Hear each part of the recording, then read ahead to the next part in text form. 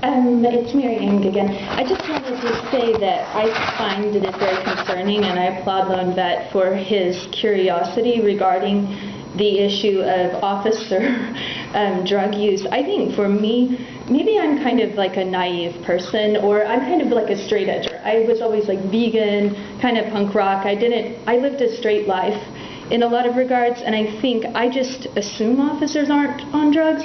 But I don't know if that's a safe way to go about it. And I think, say with like the natural health industry, there's also a lot of like human growth hormone and things that aren't even precisely regulated.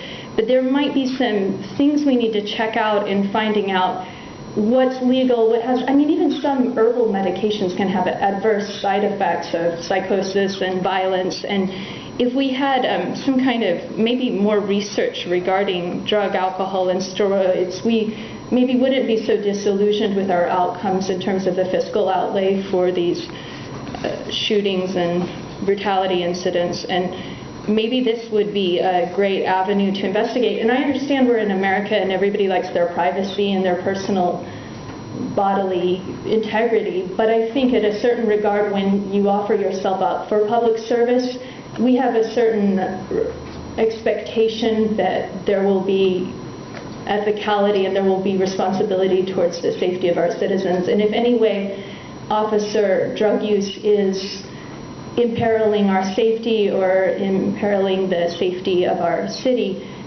perhaps we can find a different way to evaluate this with biomed testing for some kind of, I don't know, verification of integrity. And I imagine that, I mean, say for instance, if you wanted to drug test me now, you get a completely clean urine sample, and I'd be happy to provide that to you so you know that I'm not on drugs. In the Oregonian, I was accused of being a meth head because I think I talk fast, or maybe I was wearing that atrocious pink outfit.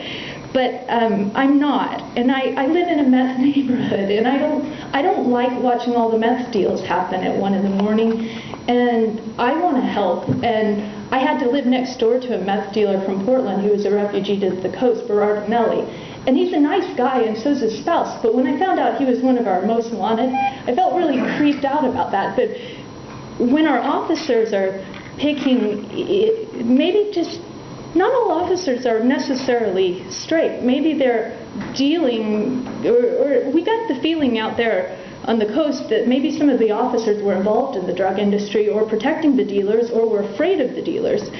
And it would just be nice to know that we're all on the same page health and wellness wise. And I would highly encourage the officers to eat a really clean diet and drink a lot of water.